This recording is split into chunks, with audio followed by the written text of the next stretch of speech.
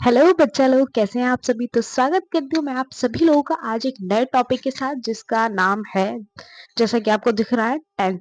ठीक है, तो आज हम टेंसों के बारे में जानेंगे। देखिए, जैसे मैंने आपको स्टार्टिंग में बताया था कि टेंस सबसे मेन चीज होते हैं हमारे ग्रामर का। ठीक है, तो सबसे पहला पार्ट हमारा टेंस ही होता है।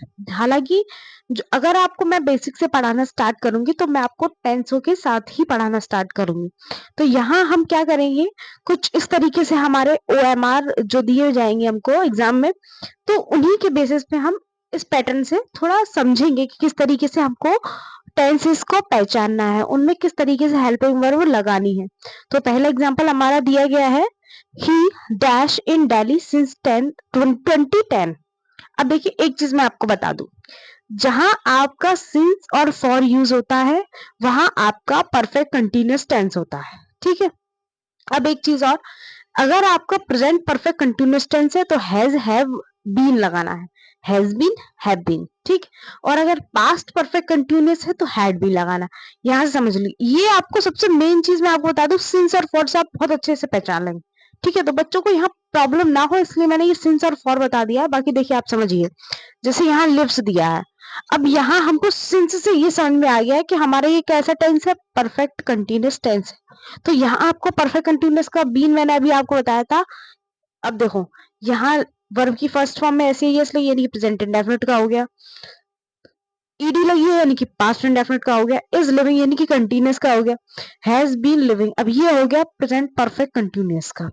ही एक वचन है तो उसके अकॉर्डिंग हैज आएगा। तो हमारा पहला ऑप्शन क्या होगा, पहले का डी ऑप्शन ठीक होगा, हैज बीन लिविंग। ठीक है, देखिए इसकी पहचान क्या होती है परफेक्ट कंटिन्यूअस की, हैज बीन हैव बीन यानी प्रेजेंट परफेक्ट कंटिन्यूअस टेंस की पहचान यही है। यहाँ लिख दे रही हूँ मैं। ठीक है, प्रेजेंट परफेक्ट कंटिन्यूअस टेंस, यहाँ कैसे इसकी पहचान क्या होती है, पहचान है ये, इसमें has been plus have been, यानी कि ये इन दोनों में से कोई एक चीज आती है सब्जेक्ट के अकॉर्डिंग। ठीक है, उसके बाद वी फर्स्ट में ING। ठीक है, तो ये एक चीज होती है। उसके बाद जो आपको टाइमिंग के लिए जो चीज मेन है वो देखने के लिए आप सिंस और फॉर से पहचान सकते हैं। ये एक तरीके से आपकी पहचान है, और इसके साथ टाइम, सिंस और फॉर के बाद टाइम भी दिया जाएगा आपको। ठीक है, तो ये चीज है, ये किसकी है, प्रेजेंट परफेक्ट कंटिन्यूअस टेंस की।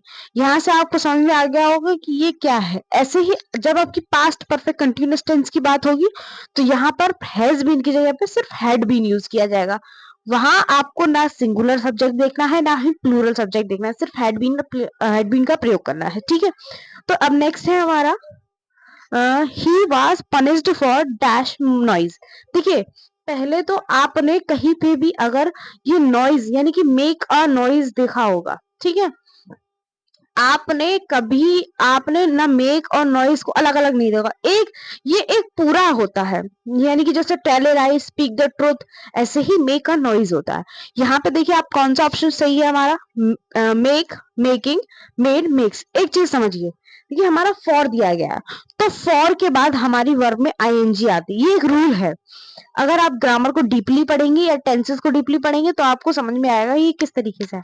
फॉर मेकिंग, ठीक है, फॉर मेकिंग नॉइज, यानी कि ऑप्शन सी है हमारा। फिर my father dash ready in no time and hurries out every day. देखिए इसमें क्या है बोला है, my father gets ready in no time and hurries out every day. देखिए इसमें सबसे इजीएस्ट मैं बताती हूँ,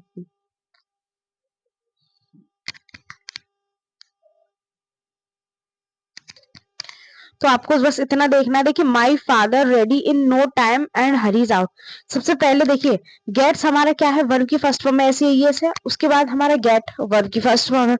अब देखिए एक चीज और देखिए, यदि आपकी वर्ब की फर्स्ट फॉर्म में SEIS लगा है तो वो किसके अकॉर्डिंग होता है, सिंगुलर सब्जेक्ट के अकॉर्डिंग। आप देखिए ये ऑप्शन तो आता ही नहीं, क्योंकि अगर यहाँ सिंगुलर सब्जेक्ट है तो वर्ब में SEIS लगनी है।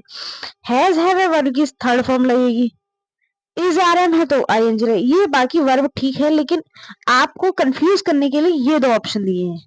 ठीक है, अब आपको यहाँ से समझना है, माई फादर गेट्स रेडी, मेरे पिताजी तैयार होते या तैयार, in no time and hurries out every day. तो क्या हुआ, उन्होंने समय नहीं देखा और हरीज यानी कि जल्दबाजी